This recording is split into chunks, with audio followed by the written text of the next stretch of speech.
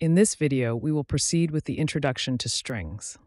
If you use hash symbol in code, it becomes a comment and does not execute as code.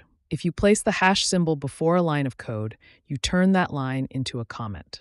Strings either starts with single quote and ends with single quote, or starts with double quote and ends with double quote.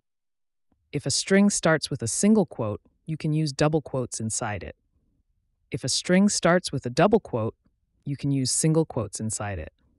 Strings in Python are a text data type, but they can represent alphabetic strings, numeric digit strings, symbol strings, or even whitespace strings. You can use triple single quotes to print multiple lines at once. You can do the same with triple double quotes.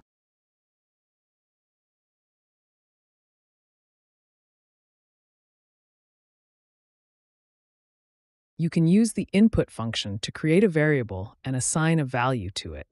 This allows you to enter data from the keyboard as the variable's value.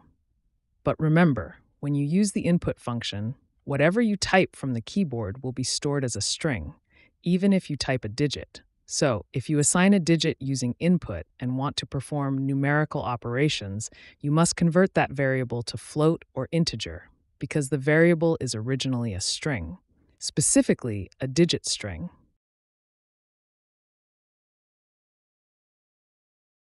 Keep in mind that only digit strings can be converted to float or integer.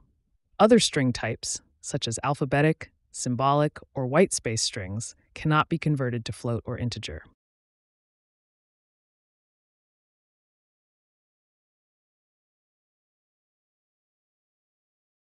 Let's create a variable named d with the value of an alphabetic string. If you try to convert other string types, such as alphabetic, symbolic, or whitespace strings, to float or integer, you will have value error. This is Python telling you that you cannot do what you want to do, because it is against the rules. Knowledge Club, the bridge to the future.